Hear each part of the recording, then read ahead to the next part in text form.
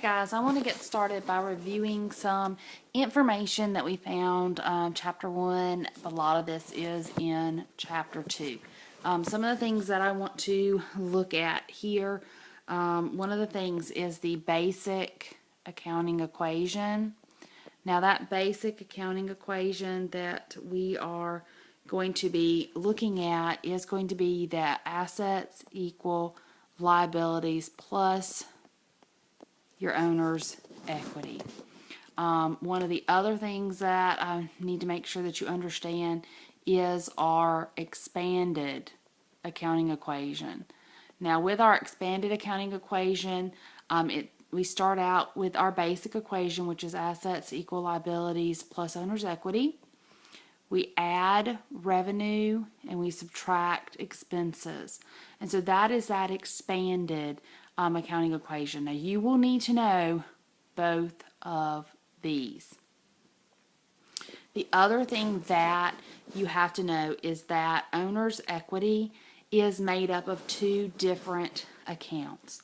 The first account is the capital account. This is where the owner puts money into the business. So the owner is investing in the business. And that's what we look at as far as our capital account is concerned. The other type of owner's equity that you will have for Accounting 101 is the drawing account. This is when the owner takes money out of the business.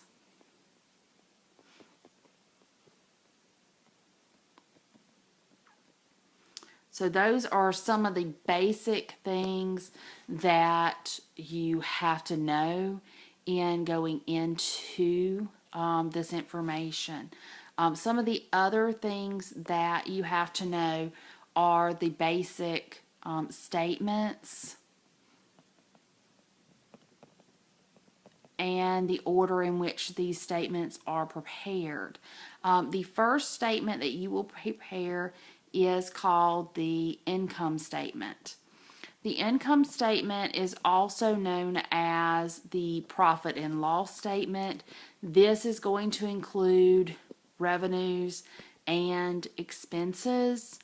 This will be the very first statement that you prepare, and what you end up with on this statement is your net income.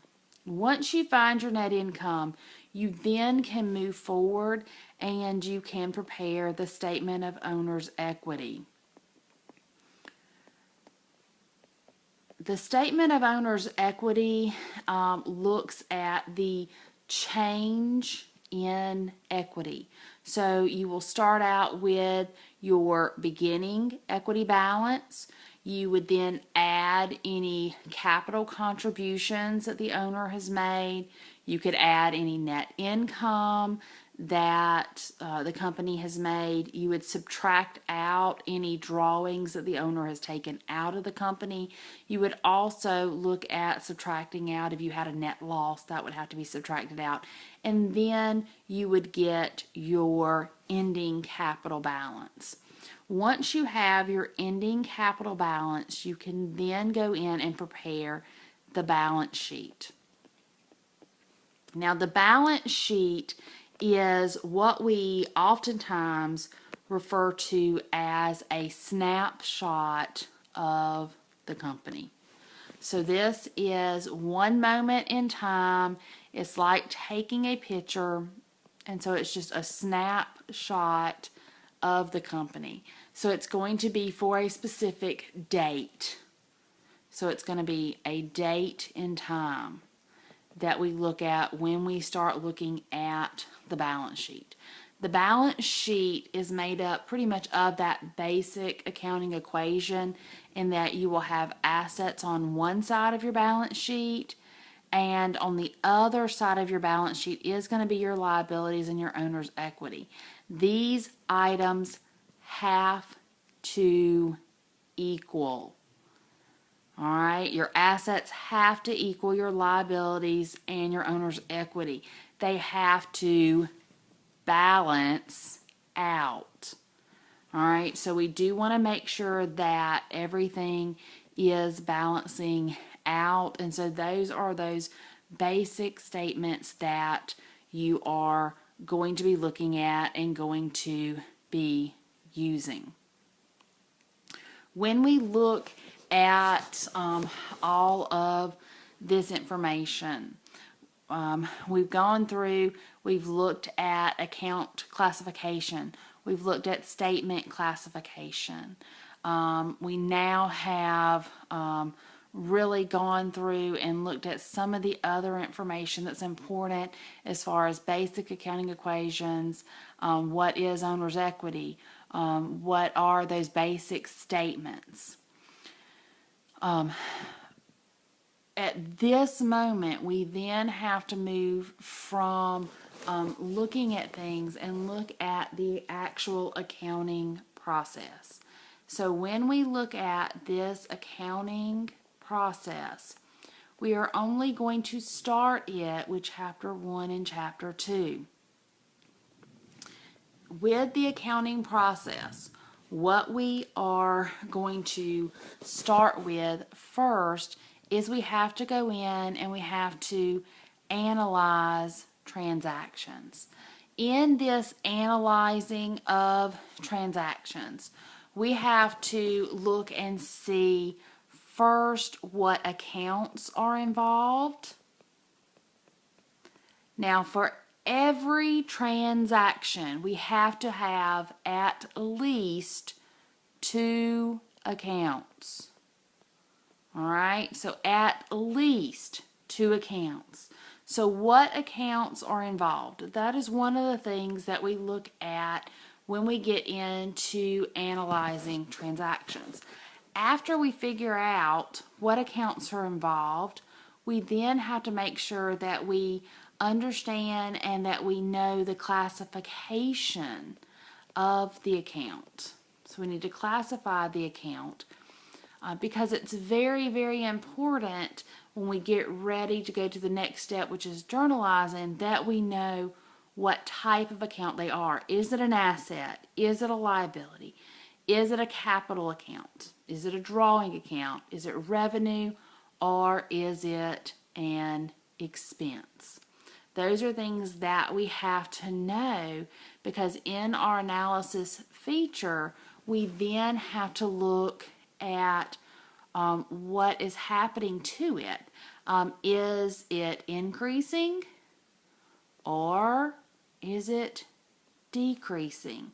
These are all items that we have to know in that first step of the accounting process, which is analyzing the accounts.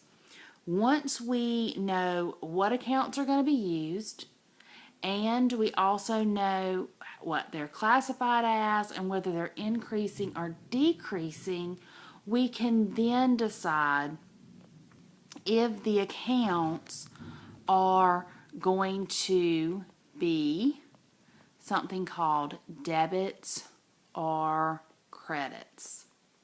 Now we are going to go into a lot more detail as far as debits or credits are concerned in the next video that I'm going to do for you. And we also are going to look at analyzing some things and going through and all those steps and journalizing entries probably in 2 more videos. So this is where I want to stop this one just to kind of go over and do a very, very quick review of this particular video. Some of the things that we looked at here, we started with the basic accounting equation, which is assets equal liabilities plus owner's equity. We looked at the expanded accounting equation, which is assets equal liabilities plus owner's equity plus revenue minus expenses. We looked at the fact that owner's equity is made up of capital and the drawing account. Some of the other things we looked at is that our basic financial statements are the income statement, which has to be prepared first, then the statement of owner's equity, and then third, we prepare the balance sheet. with the accounting process, which is what we're going to be covering in chapters 1 through 4, we start in chapter 1 with analyze.